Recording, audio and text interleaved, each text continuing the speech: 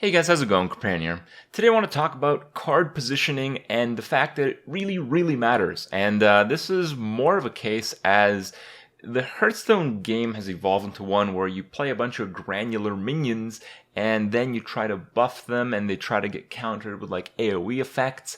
And, there's a reasonable likelihood that more and more cards will pop up as expansions go through. And it's important to play around them, especially when it comes to your own deck and in arena when anything is possible. So positioning your cards, especially your minions in Hearthstone, has a little bit of strategy. I've basically narrowed it down to 4 things that can happen. So there's the buff stuff guy. So like Defender of Argus is a buff stuff guy, and it's pretty important that you put the minions on the board in a specific order so you can actually get the best use out of Defender of Argus on a follow-up turn. So the best way to do this is, there's some minions that you don't know if you'll want to Defender of Argus, but there's usually one you think has the highest chance that you would Defender of Argus. In a typical scenario, in a typical Warlock deck at least, you would have like an Ancient Watcher as the candidate. So you would want to have, if you have 2 minions already on the board, you'd want to play the Ancient Watcher in the middle of them, because you would want to taunt up probably the 2 full health minions on your next turn. And you don't know which ones those will be. Most likely Ancient Watcher will have full health, but you don't know which of the 2 other minions will have full health, and you might want to like get a trade and then taunt up the other one. But for sure, that you put the one in the center that you taunt up most often. And the buff stuff guy type of card that also extends to cards like Flame Tongue Totem. Flame Tongue Totem is a little bit different of a mechanic, and it's actually quite common with Piloted Shredder. So Piloted Shredder has a few cards that have positional effects that can come from the Death Rattle. So to prepare for that, I screwed this up a lot, so don't worry about it. But it is proper play to put a Piloted Shredder between 2 minions, because if the Piloted Shredder dies, you might get a Flame Tongue Totem, and you want it to affect both your minions, rather than if it's on the side, it would only affect one.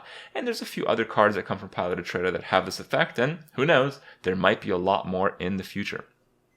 And there's like the spawn stuff guy rule as well. So there's cards that just spawn another minion. We can use one that spawns a lot of minions. Let's say like Imp Master. Nobody uses Imp Master, but there's a lot of cards that do this, so we can talk about it. It's important to position these cards when you play them properly, because the spawned minion always spawns one to the right of the minions that spawns it. So this has some implications that you should know. So for instance, if you do have like a Flame Tongue Totem on the board and you do want to play like an Imp Master, you would want to play the Imp Master to the left of the Flame Tongue Totem. So the Imp would be buffed by the Flame Tongue Totem once it spawns at the end of the turn, and all the follow-up Imps would be on that side. The other case, if you put the Imp Master on the right of the Flame Tongue Totem, only the Imp Master will get buffed and the Imps will not. And the Imps are more disposable, so it's important to realize that. And there's also the Spawn Stuff spell. Spawned minions don't always come from a minion. Sometimes they come from a spell. And when it does so, you can play like, the Frost Wolves, for instance. When you play the Frost Wolves, spell summons always go to the rightmost position of the board, so sometimes it's important to position some of your other buffs or change the order of play in order to play around or play with other cards. So what does that mean? So for instance, let's just say the Flame Tongue Totem again. You can if you're going to play like the Frost Wolves and let's say just a bigger minion, but you think you'll suicide the Frost Wolves into other minions first, you'd want to play the Frost Wolves before your big minion, because you'd probably want your big minion to be on the other side of the Frost Wolves. And that's just how you're going to have to do it. And the last category is the targeted area cards. There's a few of these, and some of these are pretty damn important. So cards like Cone of Cold, cards like Betrayal, it's pretty important to deny the full effect of this card if you can, Now, you can't always do that. There's not many cards that can do that, but you can have cards with stealth. Whenever you have 3 minions, it's proper practice to put the one with stealth in the middle, so cards like, Betrayal don't work as well as they would otherwise. It's also important to do a few other weird things as it might seem to play around these cards. Specifically against Betrayal and Cone of Cold, it's a good idea to play your biggest minions on the opposite ends with all the garbage in the middle. So even though your opponent might be able to clear a few pieces of the garbage, he won't come to the point where he can kill or freeze or do whatever to both your big minions. So all this stuff, it's a good idea to keep in mind, because if you don't, you might be on the other end of an absurdly disastrous situation, as I have recently experienced. So I wanted to share with you guys, give you guys one of the craziest examples of bad positioning and how bad you could feel if you make a mistake. Most of the time, positioning doesn't matter, but if you play enough, there will be that case where it matters quite a bit. Enjoy the clip, and I'll see you guys tomorrow. Yeah, there is a lot more RNG in Arena, but the better players in Arena have higher win rates than the better players in Constructed, which means that there is a wider skill set in Arena that can be shown in the results.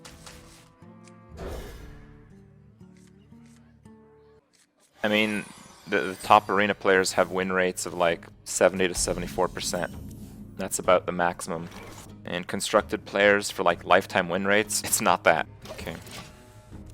But I think it's largely just because the skill set for Arena is not very well developed. People just don't understand it. They think it's the same game. It's not. I'm not very good at Constructed, but I'm not very good at Constructed because I don't play the deck 500 times. There isn't a deck I've played more than 100 times. The pro players, they have 2,000 handlock wins under their belt, shit like that. I'm not even close to that. I played 1/20th as much as that. Damn. Sweet. That's a good play, but he has to trade with the 2-1, which feels kind of bad. But that is overall not a bad play. I'd punish it though. Everybody uses Reno Lock. Yeah, I know. Reno Lock's really good.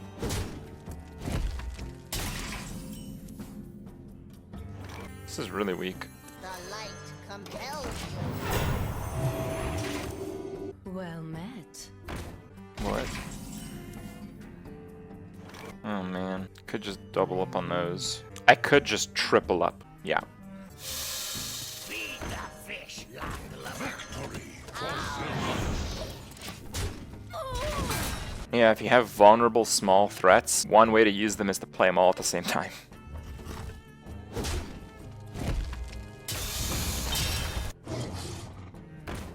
Feed the fish, landlubber.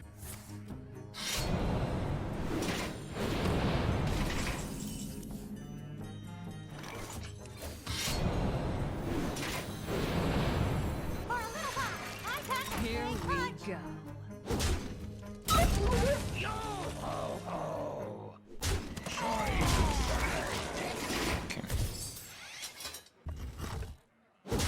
Why no music in background? Well, you're free to add your own.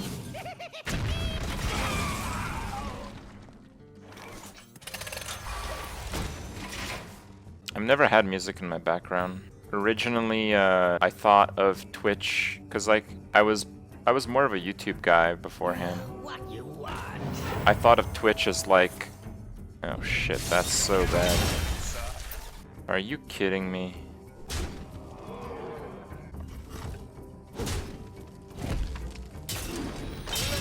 That is so fucking unlucky. I need a backstab.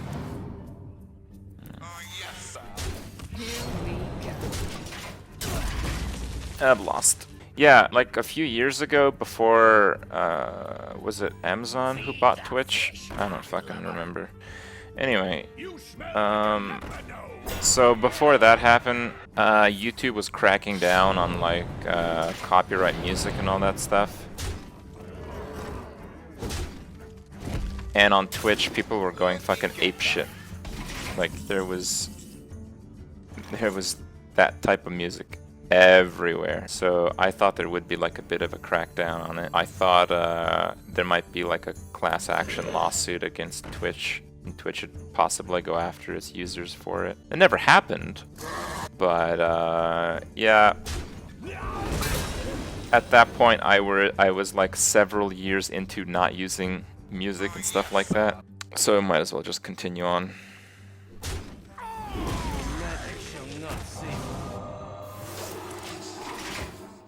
I mostly listen to like classic rock. I like disco influenced classic rock, like ABBA, that kind of stuff. I like epic music. I like power metal. I like death metal.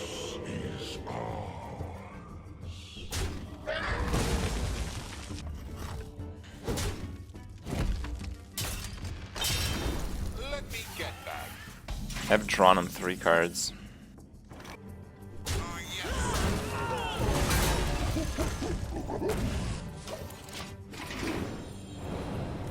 Death ABBA. Yeah, Freedom Call is really good. I really like, I think it's called Tears of Tarragon. Is that what it's called? I haven't listened to music very much in the last couple of years. Just don't have time for it. Yeah, that's the one. That's a really sick song. We are the sword in the shadows. Holy crap. Yeah, that's fine. I can win. I can beat that board. Just need Tinkmaster. Oh, there's that. That's not bad.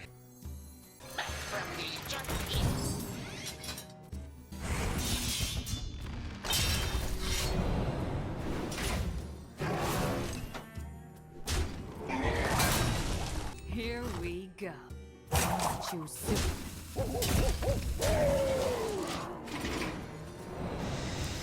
Super risky, but I have to win somehow. And right now, I am threatening quite a lot of damage. I'm threatening lethal, in fact. Right? No, I'm not. It's close, though. It's close enough that I think he has to act. Feed the fish, landlubber. Okay, I'm at 1.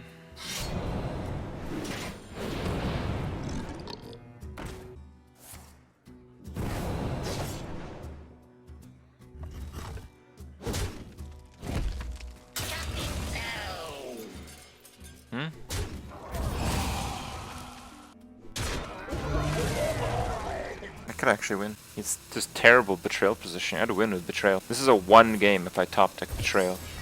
That's the wrong target to put it on. Oh! Wait. I want this to ping this guy, because with this play, the only way I'm gonna lose is if he just burns me.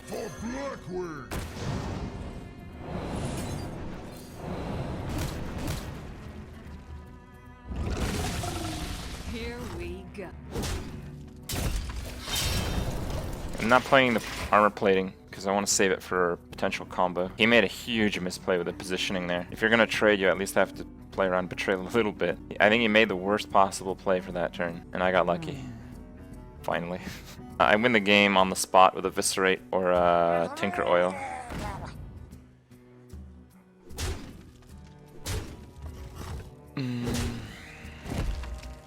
Okay.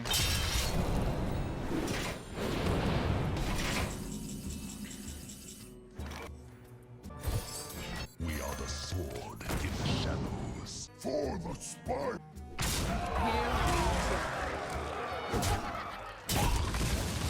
I'm killing the minion because that stops like a Dark Iron or Abusive Sergeant or a Cold Blood. What lurks in the depths?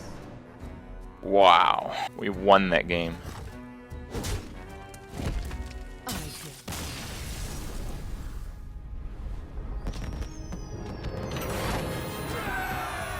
Easy game, all skill. Pure skill. That's why you watch Crypt, guys. I was lucky as fuck. Lucky as fuck.